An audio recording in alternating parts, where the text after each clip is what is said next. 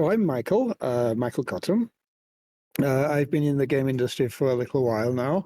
I started in 1980 when I got a birthday present, which was a ZX80 computer with 1K of memory back then, and that got me coding simple games. But I was always an artist and an electrical engineer, and the two kind of mixed together into eventually making sci-fi environments for computer games in the early 1980s and in early 1980s, and it was all new territory. Nobody else, well, only a very few people in the world were doing this, so I was in there at the very beginning. And I didn't know that, which was very interesting. So my art has always been self-taught until I got to the very, very, very big studios where I was working with some of the guys in the film industry, and then they became teachers, and I learned quite a lot then. And it was then that I realized that art is a lot easier to make if you look at it from a different perspective than I was looking at it. All right, so that's what we're going to talk about today, and I'll share a few things. But let's go back and show you what I did. I've worked for all these companies and universities around the world, so I have a good idea of what goes on in the game industry. Some pretty good studios. Top left is Lucas Skywalker Ranch, where George and Steve work, and that's ILM in Singapore on the top right. The bottom two is Vancouver, biggest studio in the world on the left there for games, EA Vancouver. And on the right is Vancouver EA Black Box, where they do all the sports games. That's closed down now. So that's just four of all those studios. I've worked in 10 countries and made 62 games now, not 65. I've also worked for all these companies, but they're all the outsourcing companies that I've worked with on some pretty big projects. So I'm very familiar with the game industry as a whole. This is just a few of the games I've made, and some of you may have heard of some of them and played some of them. They go back to 1985, when the game industry was just kicking off on the console stage, and we were waiting for mobile to come in. It hit a bit of a dead end at that time, and it was struggling, but then it picked up. So it's all good. So I hear people say, oh, my son's very creative, or my daughter's very creative. And some people say, oh, I'm not creative, I can't draw, and I can't invent things. And I've worked with a lot of people in the industry, that, like especially in China, maybe 900 of my staff. That was 900, yeah, looking after 900 people in 3 different studios. And some of them are not, well, most of them are not very creative at all. They do struggle. They're very good at copying, but they struggle to be creative. And actually, I'm going to tell you how to be creative during this talk, because it's almost free if you know how to do it. So we're going to talk about that later. Yeah, the answer won't be what you expect with regard to being creative. The way the industry people work, the best in the world, they know the rules and they know the principles, and they follow standards, rules, and principles. And if you do that, you've already been given all the information you need to make something correct. And it's a good start. And art can come very quickly from following the principles. People who are not familiar with this, they'd sit there with a white piece of paper trying to create something, but without the rules. So they're starting from a much emptier place with no help. So once you realize that you can learn the rules very quickly, and they're given to you for free, it's very easy to use these templates, if you will, put them together in a certain way and create something that is considered to be art.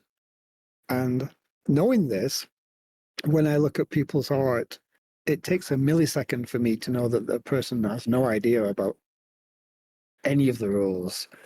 So art looks very strange to me when I look at it. And we're going to look at that in a little later. So I follow principles. And the really cool thing about principles is that each subject has got its own principles. So art has its principles, and animation has its principles, graphic art has its principles. And the really cool thing is they all overlap. So you can quickly learn many disciplines, many subjects very quickly by just learning the principles. And if you put these principles into the artwork, it's very easy to turn it into art much, much quicker. So this is how I learned how to do art. So a simple one is art, and art is line and color, shape, size and space, and there's this very small set of rules that you can learn very, very quickly. Here we have elements of design and elements of graphic design, and I've learned all of them in every subject, and it doesn't take very long to do this. So if you've never looked at this, it's a good place to start, and you'll find that if you follow the rules, art comes much, much easier and much faster. And then when you look at other people's arts, you realize they didn't know what they were doing, and they didn't know the principles.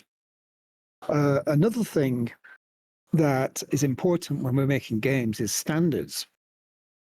Now, standards has nothing to do with games whatsoever. It's things like building standards and electrical standards and everything that's built around us in the world, like the way cars are built and furniture and light fittings.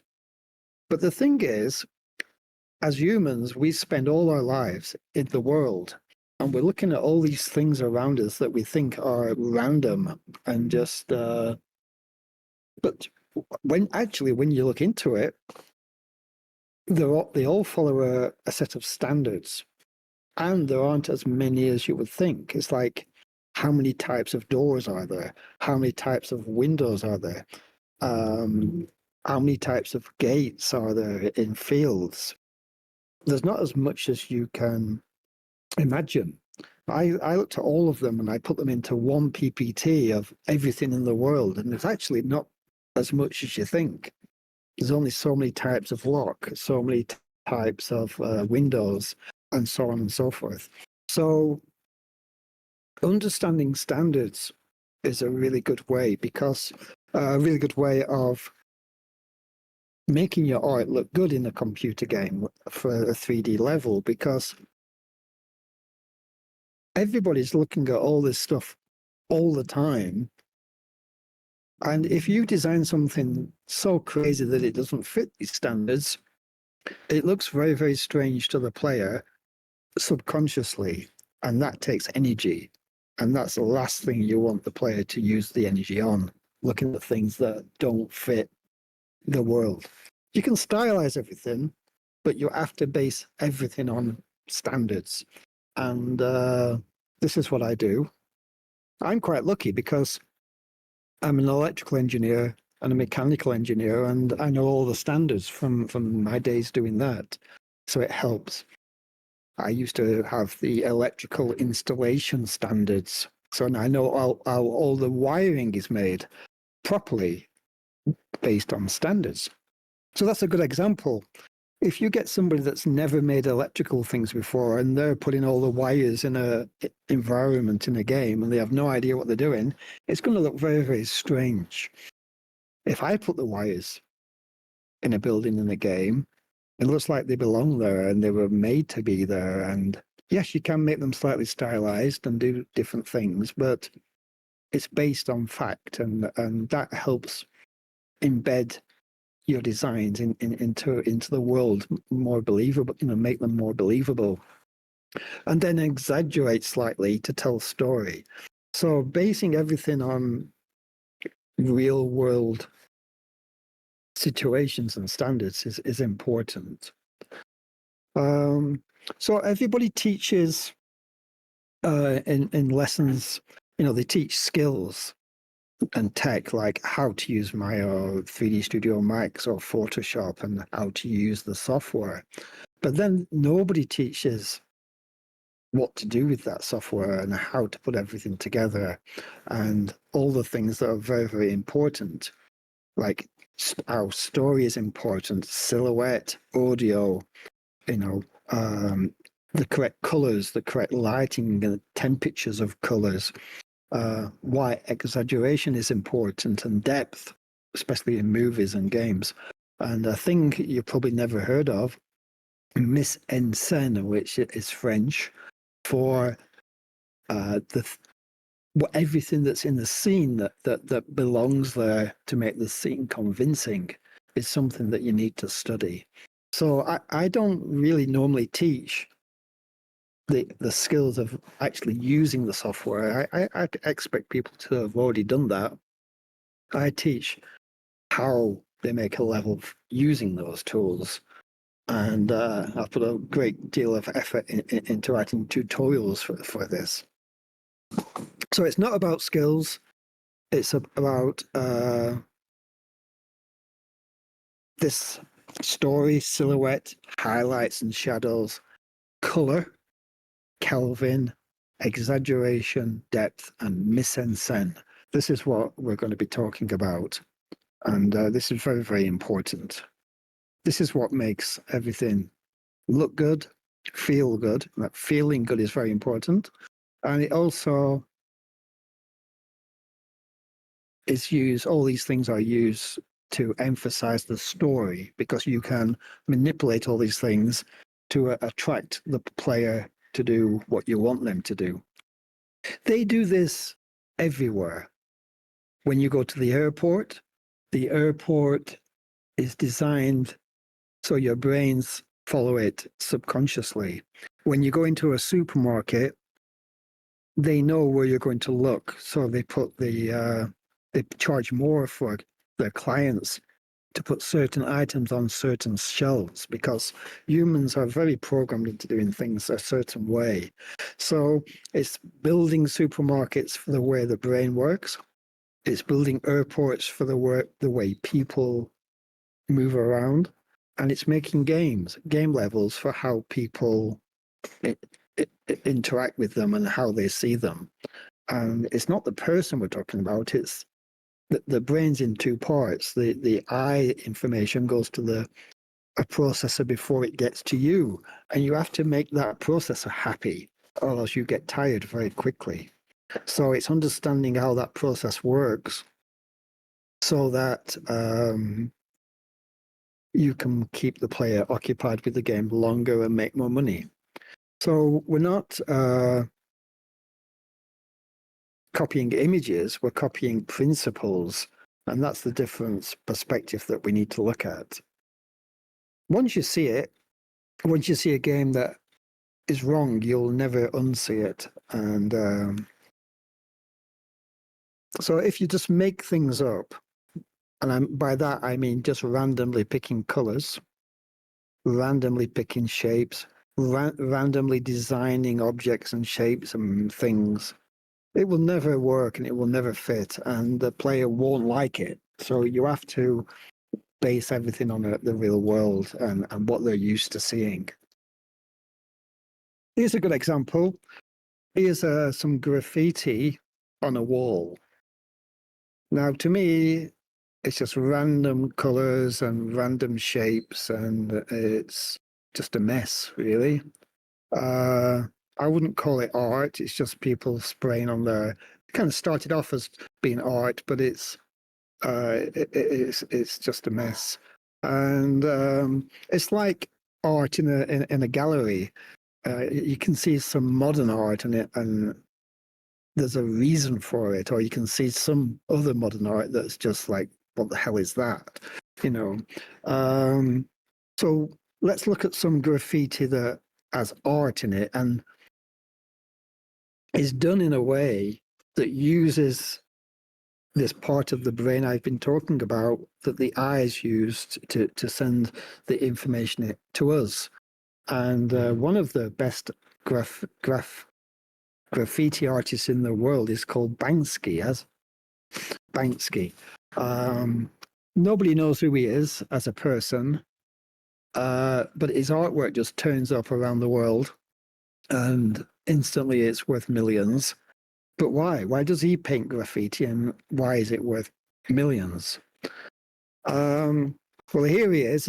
The only picture of him actually doing a piece of work. He usually puts his paintings on buildings, and the building is usually falling down or in disrepair, or it's going to be knocked down. And then suddenly it's worth millions because he's painted on it. Well, his pictures are almost always, not all the time, but almost always black and white with a red something. And that's really important. The black and white, highlight and shadow, and the red, because we have more red cones in our eyes to see the red color. And he's using, this is why he's a good artist, he's using three things here. He's using black and white, highlight and shadow. He's using the red because we've got more red cones in our eyes. He knows this. And he's using story to make it interesting. And this is what makes him a genius, and why his paintings and his graffiti is so important. Now, he is an artist that I look at and know instantly that he knows what he's doing, as opposed to the other graphic artist here is just a mess. He knows what he's doing, a story, and he just randomly paints these things all over the place, and he's very, very clever. You know, he's seen this faded wall in New York that says parking, and it's all faded out, and he's repainted the park and put the girls swinging. Again, black and white for highlights and shadows, and red for make it really stand out, because red is we see red more than any other color. That's genius. You know, you have the clever thinking, the story, and the three elements that our brains like. So he always wins with his art. So if you understand Banksy, and he's done many, many more that are equally genius, if you understand what he's doing, you're heading towards being an art director, because you can understand art. So the first step in knowing all this and how art works is to look at how we see. And it's very interesting. Light comes from the sun. It's something. The light, most of it gets absorbed, but some of it bounces off and goes into our eye, and we see the object. The light gets focused to the back of the eye, and it's rods and cones. The cones pick up the color, and the rods pick up black and white. Now, interestingly, this works a bit like a game. It takes a long time, I wouldn't say like days, but milliseconds to pick up the color. It's slower to pick up the color than the black and white. So our brains really see everything in black and white first, because if you're running into a room or you're running from something in nature, your brain has to work out what to avoid, and it has to process the information very, very quickly. So it forgets about the color and just uses black and white. It only puts the color over the black and white image, say every 1,000th frame or whatever it is. So most of the time we are actually seeing in black and white, and the light goes and hits the rod. It sees the edges of everything, and then it inverts them into this black and white image here. And it does that faster than the color coming in and the color being put over the black and white image. And the thing is that if the brain doesn't have this black and white image, this one at the top here, if it doesn't have that, it finds it very difficult to see and understand the world, and it has to process more and more and more to work it out. So that's what makes the player tired if it's not done correctly. And this is where a lot of games fail, because the player puts the game down before, you know, you make any money. So understanding this is very, very important. So people don't believe me when I say black and white comes first and then color is put on top. So I found this little test here, and this is a black and white image. And the brain loves this because this is what it uses to work out the world.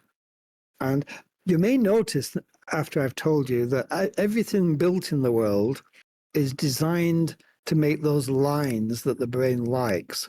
So this is why your tables are beveled edges, and why everything around you has been built in a way to pick up those edges of white light hitting the edges of things, to give your brain a chance to calculate everything.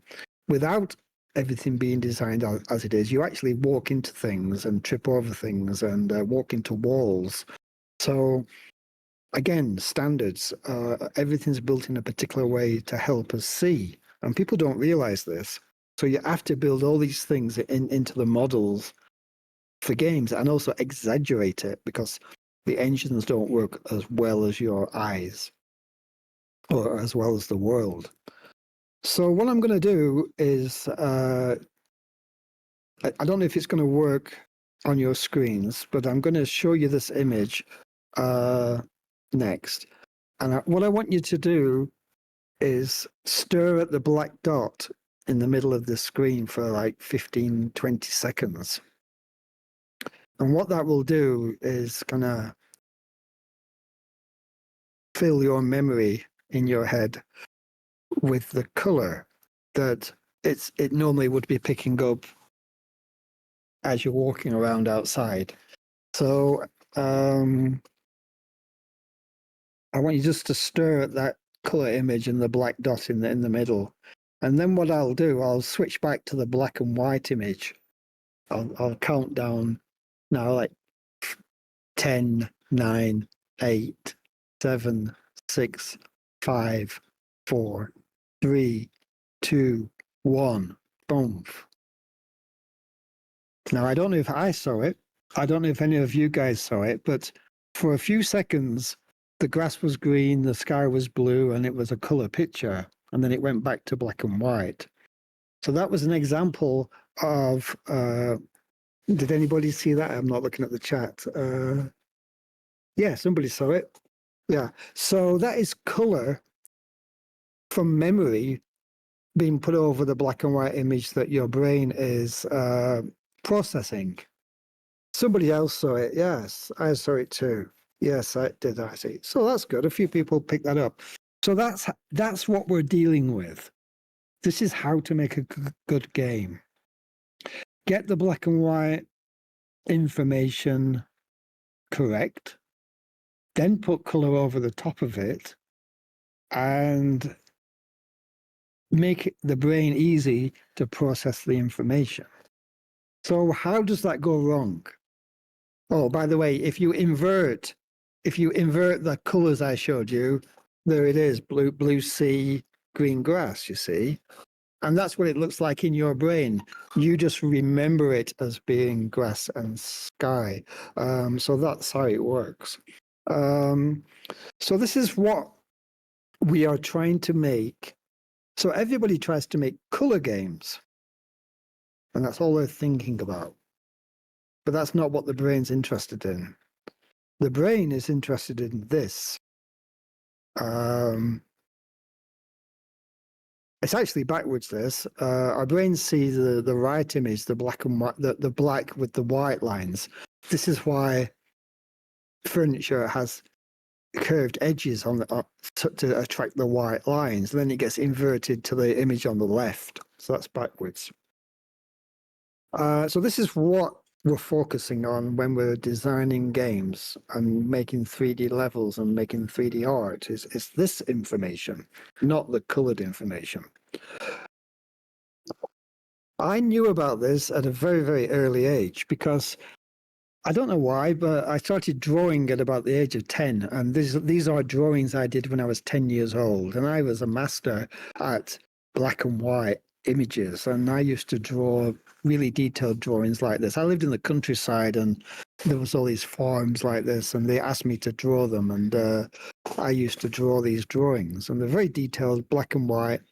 But for a 10-year-old, this is pretty extreme. But I understood it at a very early age that the brain really likes black and white. And I studied it. So this is where I'm coming from, which is cool. Now, when you look at how everything is made, our brains actually like 3 black lines. And the less light there is, the more lines are required. So if you look at a very old house in London or England, you see these big skirting boards like this. And that's because in the old days, there was less light, like candles and gaslight. So you had to have more surfaces for the light to bounce off so you could see the wall. And these 3 examples are really interesting. The top left image, you can see they've painted 3 striped lines on the walls. That's the first movie set from one of the earliest movies, and it's a movie set. And they knew this back then, and they knew the brain likes 3 stripes to see things in low light. And the one on the right top, that's a set from Alien movie. And it was a very, very small set and they couldn't get all the lights in. So it was practically pitch black. So they exaggerated the pipes and made 3 at the bottom and 3 at the top, just for the same reason as they did on the left, because the brain likes 3 highlights and shadows. And for some reason, our brains like 3 of everything. And I build this into all my models when I design stuff. And what we're seeing, really, the thing that the brain is interested in isn't the colors of the things, like, the textures on the surfaces. All my artists keep retexturing everything. And they put it in the game and it doesn't look good. So they retexture it and they put it in the game and it doesn't look good. And they keep doing this. Well, they're making the wrong thing. What the brain's looking for is the bottom image. It's these black lines that come from the design of the shape, not the surface texture. It's the last thing the brain is interested in is the surface texture. It's trying to work out the 3D space that you're going through. So you exaggerate the lines, and that's what makes a good piece of art. And I'll show you. So this is what the brain is seeing, and the less of it, the worse the level will look. And it's inverted. And so the trick is to make this black and white image look good. And if you can't tell what it is, you've failed. And believe it or not, most games that are not AAA, they do fail in this. When you know this and you look around the world, all the old buildings, like the one on the right, cars, the one in the middle, you can see it's got the zigzag, like the skirting board. It's designed as a movable skirting board because without it, you can't see the car. Without it, you wouldn't buy the car because it wouldn't look good. But they are deliberately creating highlight, shadow, highlight, shadow, highlight, shadow, because this is what the brain is looking for. Highlight, shadow, highlight, shadow, highlight, shadow. Same with the skirting board, same with the buildings. Cars are designed to catch your eye so other cars can see them and they look good. Highlight, shadow, highlight, shadow, highlight, shadow. Furniture is designed exactly the same way so that we can excuse me, so we can see it and we can see the highlights and shadows on everything. Without it, it's very difficult to see stuff. All buildings do the same. Exaggerated features to create highlights and shadows. So then we move on to 2025 and they start putting up buildings like this, and people get less and less interested in them, and they actually start getting sick because the brain is desperately trying to work out what it's seeing all the time. So if you invert this to black and white, reverse engineer it to what the brain is seeing, it's not seeing a lot. There's a lot of the building missing, and it makes people uncomfortable and very tired. And this is what they do in the games that are not so good. So here we have an image from a real game that was part of what I had to solve when I was in China. Now, let's put this into perspective. This game was massive. 80 people making a level. A level would be made in a week. And the client is going to shut down the project after 6 or 7 years because they don't like the way it looks. It's not working. And nobody knows why. So they send me to China to save this project and save the team. And it's in 3 buildings in 3 cities. And it's a massive project. And I look at this in 2 seconds and I know instantly what's wrong with it. They're making all the art like this. And this is what all the art looks like and what everybody's doing because they're following a technique that everybody uses in the game industry. And most people would look at this and say it's okay. It's a hut and it looks like it's made out of some of the stuff that you see around Kenya or around Nairobi. But to me, it's fundamentally flawed. It is missing all the information I've just talked about that the brain needs to make it look good.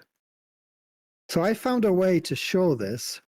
And what I do is I pick the darkest part of the image. And then I get Photoshop to select that color everywhere. And then I put a new layer on top and I paint with a black brush what's been selected. And then I hide the colored image in the background. And let's see what we get. We get that. Now that is what the brain is looking at and has to work out what it is. You're playing or running around. Well, it's actually pretty hard to see what it is. And the brain is struggling and having to process it many times to work out what it is. The problem is the brain gets very tired very quickly doing this, and people don't play the game. So I said it's easy to fix. You have to give the information into the model to make this better. So I did the model again. And this is my model.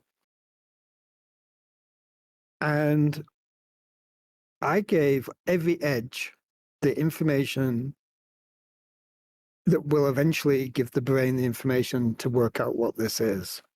And if you do the same process, pick the darkest part of this image, select it, paint it with a black brush, hide the background, you get this.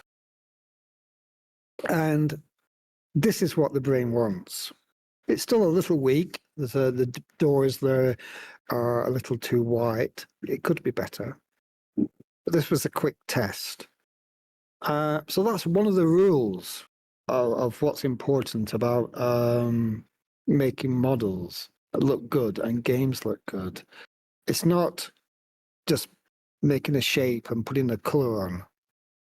It's knowing how the brain works. It's very, very important. This is how I do that. I have a background image. I select the darkest color, I put a layer on top, and then I use select color range and just pick the darkest thing, and it picks all the black areas, and then you paint it black on the layer on the top, and then you hide the layer at the bottom. So that's number one rule. Number two rule is the brain looks for the second thing. First, it's the highlights and shadows. And then the second thing it starts looking for is, okay, what am I looking at? Am I looking at a building, a pig, a plane, a car? So everything has to have a unique shape of what it is that we're looking at to tell us what the thing is. And it's very easy looking in silhouette to have a shape that you don't know what it is. So you have to exaggerate everything so that your object, you can work out what it is in black and white like this. You have to give it the information. The brain, again, finds it very, very hard to figure out what's going on. So parallax is the second thing that is very, very important, because if you have two perfectly horizontal lines, you can't see anything moving and the brain can't work it out. So it's very important to have things sticking up. And when Disney and Pixar design things, that's the first thing they design, the silhouette, so that it stands out from any angle, so that you can always work out what it is. So highlights and shadows are the first thing, and edges, and parallax is the second thing is very, very important. If you combine these things, good silhouette and good highlights and shadows, you've already won, because the color isn't important, because the player doesn't actually know it, but the brains are only looking for the highlights and shadows and the silhouettes. Color, like I showed you earlier, is just a memory. So all the artists are putting way too much work into textures, because it's the last thing that the brain is actually looking at. It's not really interested. It's only good if the image stops. But when you're running around a game, it's not that important.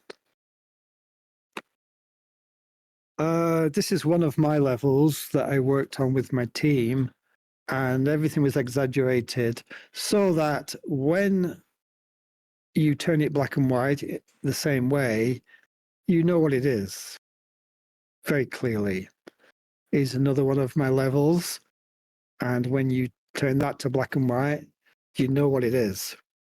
It is one from Zombie. What's this one? It's zombie game. You'll see that. You know what it is when it's black and white. And all that is very, very important. So I guess we'll stop there for questions.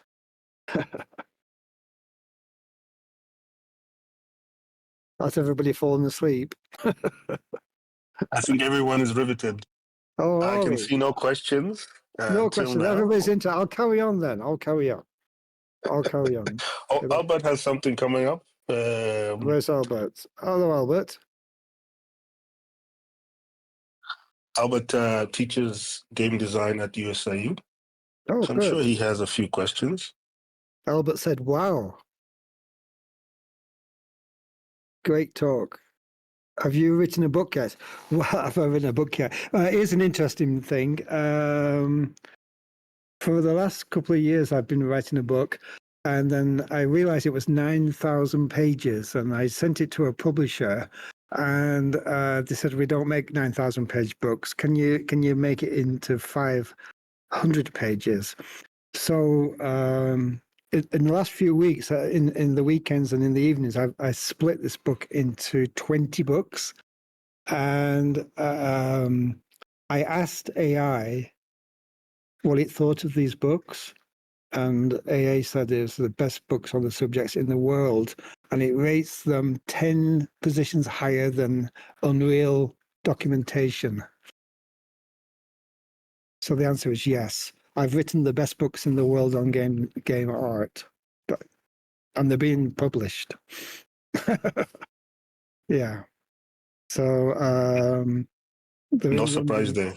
no surprise. I was surprised. I'll show you later. But yeah, I have some books are coming out, and I will give them out. So yeah, I asked AI, give me marks out of 100, what he thought of every discipline in this book, and I got 99.7 out of 100. Yeah. And that was a Chat GPT 4 Unreal 5 engine expert model. Yeah. So the answer is yes. Amazing. 20 books. Yeah. So I'll carry on unless at the time, so this is the things regarding standards, nuts and bolts, standards, doors, standards, everything has a place in the world that if you make stupid, it looks stupid and feels stupid. Like I just lived in China for 7 years, and they don't follow a lot of the standards. And you're walking over a bridge over the road, and the steps like 2 inches high, and you're like, it's so uncomfortable, yeah, because they haven't followed the standards of the rest of the world. And same with games. You have to follow the standards. So I know every street size, every pavement size, every door size, every car size, everything. I know everything about everything. I've studied it. So I follow all these regulations for buildings. Now, there is a problem here because the real world standards of a room, if you built that into a game, it would be too small for the cameras in Unreal and Unity. So you have to make the rooms in Unreal and Unity bigger than real life, which instantly makes it look strange because the sofas are in the middle of this big room and it's just not natural like a real room. So what you see in games like Lost of Us, you will see the bed, the furniture, but then you'll see all this clutter filling all the space, and it tricks your brain into thinking it's cozy. And that's to crush the difference between real world that you have to try and make it look and the game engine world, which is how the physics move the cameras around. So you have to trick it all the time. So it's not one-on-one, You can't make a room in a game the same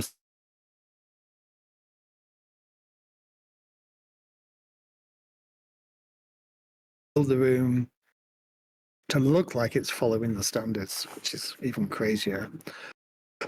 Steps, you see, step sizes and step angles and stuff. You can't just build a step. You have to know what you're building. I can. Are you seeing my old screen or just the slide? We can see the whole screen. Okay. Let me show you. I did bring up a video of one of those. Yeah, here we go. So I just showed you one of those game levels from Crossfire X, and I'll show you a couple of videos of how that came out. So don't laugh. So this is one of them, and what we're looking for is, how does this feel? Does it feel real? Does it feel lit like it's the real world? Are the materials all working? It is, but the reason is not the color and the light. The reason is all the exaggerated lines and shadows. That is the foundation, not the surfaces. So tell me what you think. I don't know if you can hear the music.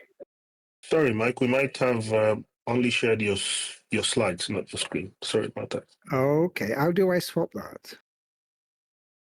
You'd have to stop sharing and start again. And share again. I'll stop sharing my screen. Screen. Oh, it's not. Change stream. Stop streaming. Share stream audio. More options. Oh, Should have once you stop sharing, you should have share. Mhm. I've just got video now, and then go back to share screen, make selection, share all windows, and then There we go. can you see it? We can see your Crossfire. Discord. Yes. Can you see my crossfire? No, just blank screen. Oh, really? Let me just try it one more time. It's all falling apart. Stop stream. Make selection.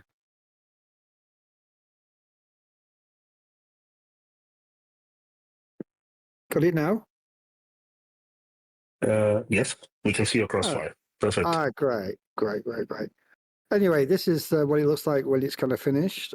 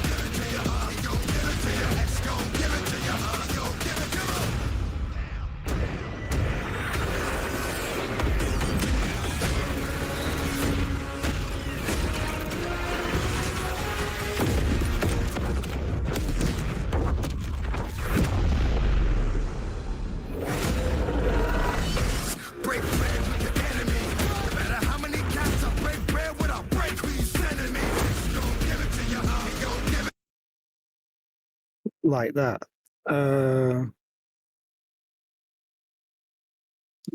Okay. So it's very important to understand the underlying structure of everything and how the brain works. I've got flames on my questions. Great. Nice trailer. Yeah. That work was done in a week. There you go. You have to move fast in a big studio. There is another one. I don't know. Crossfire Babylon.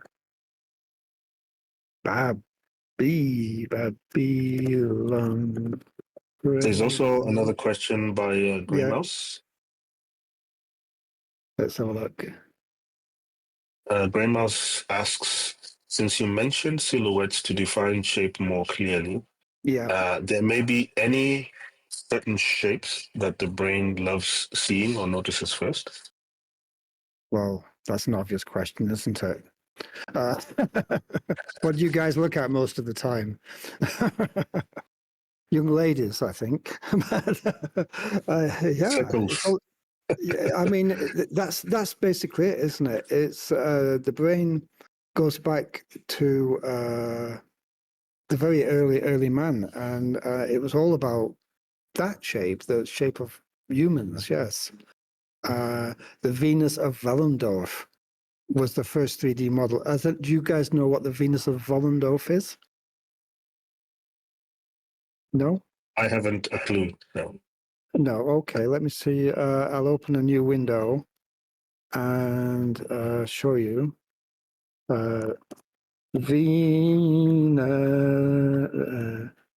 Venus of Willendorf. Exaggeration, highlights, and shadows. This is the first 3D model ever made by a human. It's worth $15 million and it lives in London. No, it lives in Vienna. And it is the first 3D object ever made by man. And what it's doing, it's using the brain that we're talking about, the part of the brain that we're talking about, that picks up these highlights and shadows and exaggerations. And they knew about it back then, and they carried these things around them with them. And yes, there is a shape of silhouette, and it's this. This is what our brains like the most. And we're basically animals that have built-in instincts to pick up and reproduce. So this is what we're looking for. So this is why a car is shaped like a car. Yeah. Yeah. So that's the answer to that question. It always goes down to sex, but you have to build that into your models so that people like your models. So that hut I showed you, the hut is this level.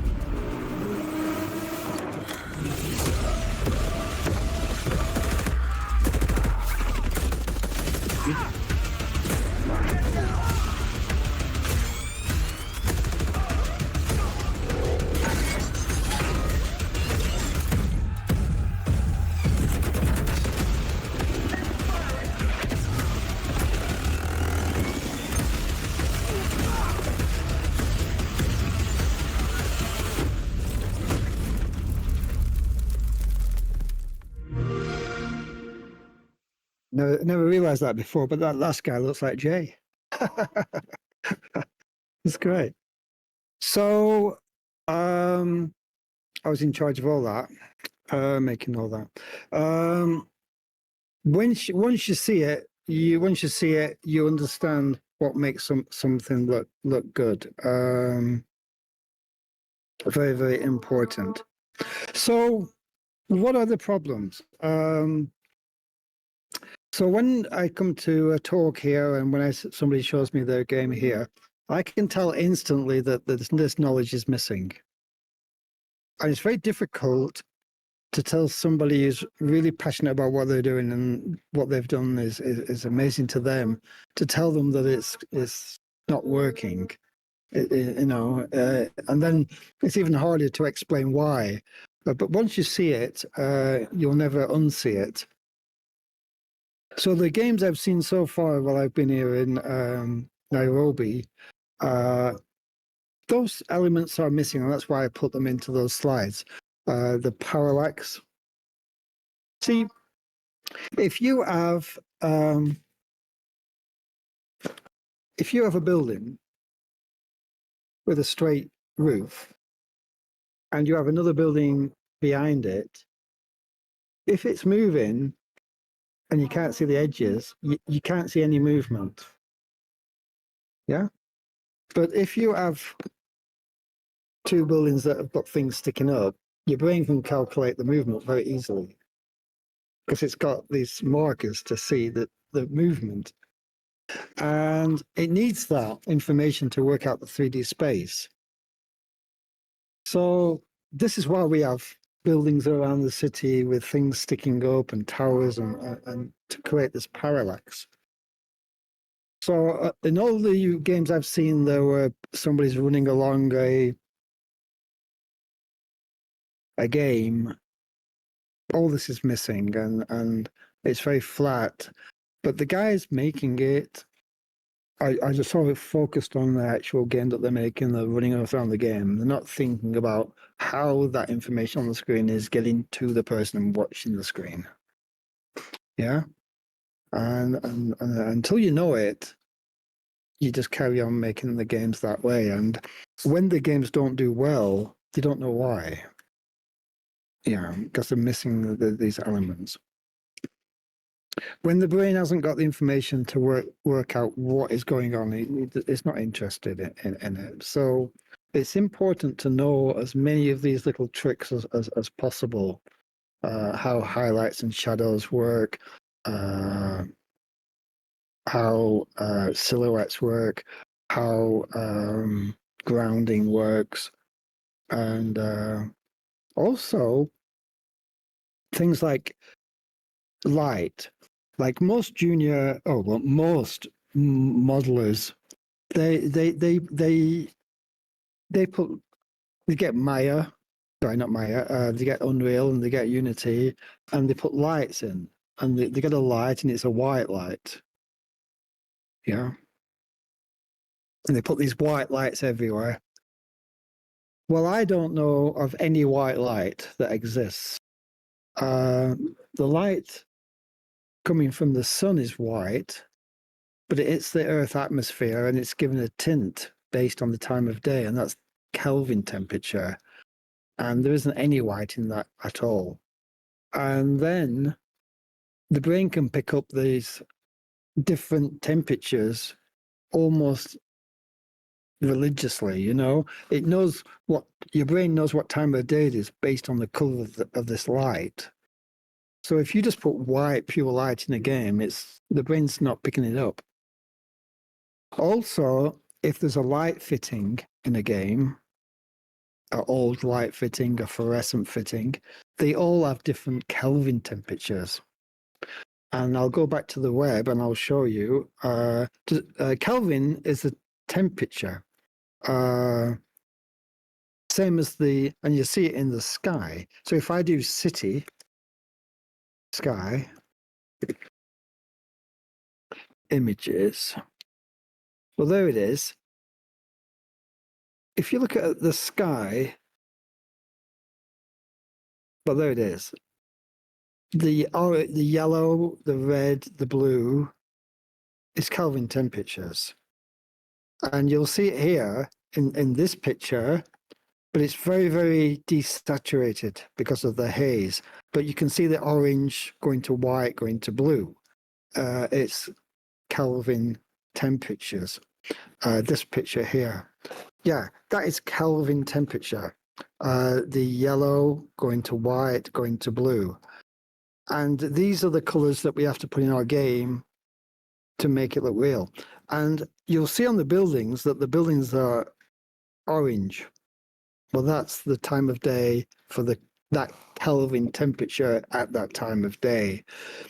If you look at an image of Kelvin colors,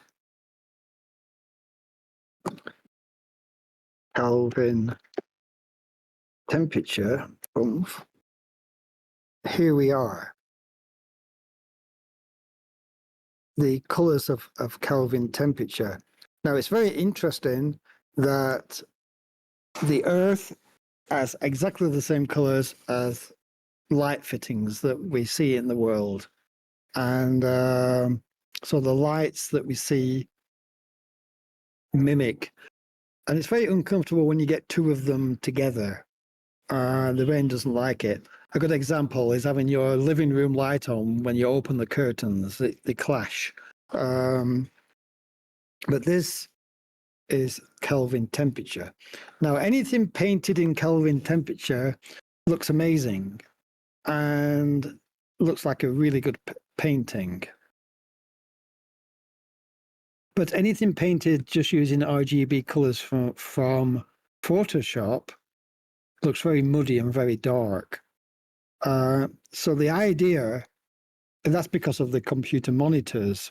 And see, the thing is, the light in the real world is very big. It's very loud. It's very big. But the light in your computer is very small. In fact, the colors that you see on your computer don't even touch the spectrum where these vibrant colors are. It's a completely different thing.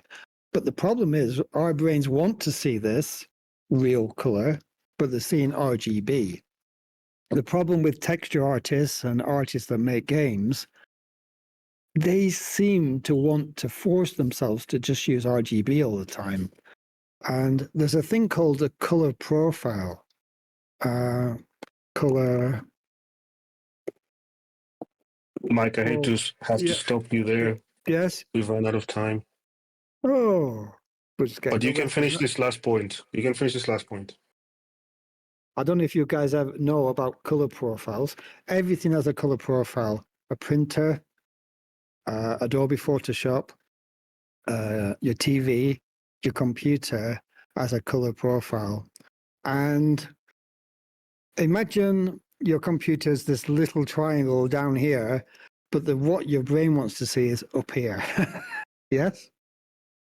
So the idea is that when you make art for games, you want to stretch the color on your computer and push it as far and as close to the Kelvin temperatures as possible to make it look good. And it's the people that understand this that make the good art. And people who don't understand it, all their art looks dark and uninteresting, and the brain doesn't want to pick it up and play with it.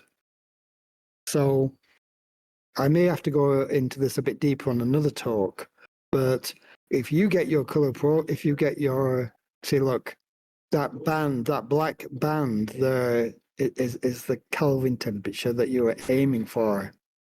And everybody who makes art for games misses it. And it's really important.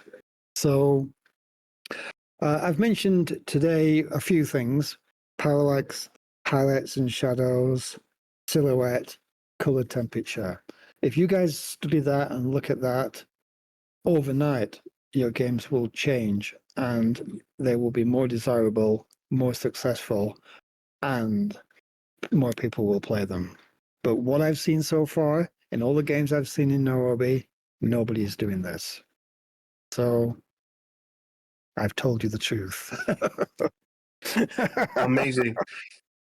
Immediately, Mike, I think in the chat there's a suggestion to have you back to go through this in depth. Good, I can do that. Perfect. There's one more question by Gitao, and Yes. he asks, how does a 3D artist approach designing a world that feels lived in without overwhelming the player and the game with too much visual detail? Well, here's the thing. This is what you need to do.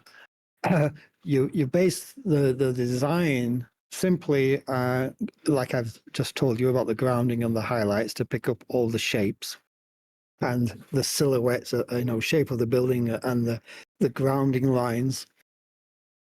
But the detail is you put as much detail as you can. But the trick is this: that every detail is a story. So if there's a pool of water on the floor, where does it come from? It comes from a drain pipe that's cracked. You have to tell the story all the way through. Now, here's the thing. We're so used to seeing that every day that we don't actually pay attention to it. only do we pay attention to it if it's wrong or there's something wrong about it. So what people do is they put damage everywhere in strange places, and the brain looks at it and it's like, why is that there? Now, what you've done is you've taken the player away from the game. Yeah? If that pool of water was there and it was linked to a crack in a wall or a crack in a pipe and the story was believable, your brain sees it but doesn't tell you about it. Your brain only tells you about it when the story doesn't sync up. That's when you've taken the player from the game. So the trick is to put as much detail in as possible. Then if the player wants to look at it, it's there. But it all has to make sense. And that is story. You know, there's a dent on a wall. Where did it come from? The door opens and the door handle hits the wall. Makes sense. If there's a dent on the wall and there's no door handle to hit it, what caused it? And that's what makes the brain think. So you have to stop that brain thinking about every piece of damage, because you didn't dumb it down by telling the complete story. That's the answer to that. Yes. Thank you, Mike. I'm an expert at this because I do this all the time. We have the very last question for you. Yes. This comes from Jazzy, and he asks, "How does water work in the art sense? As if you follow the elements, water is somewhat shapeless, so technically it would fall out of the brain likes this category."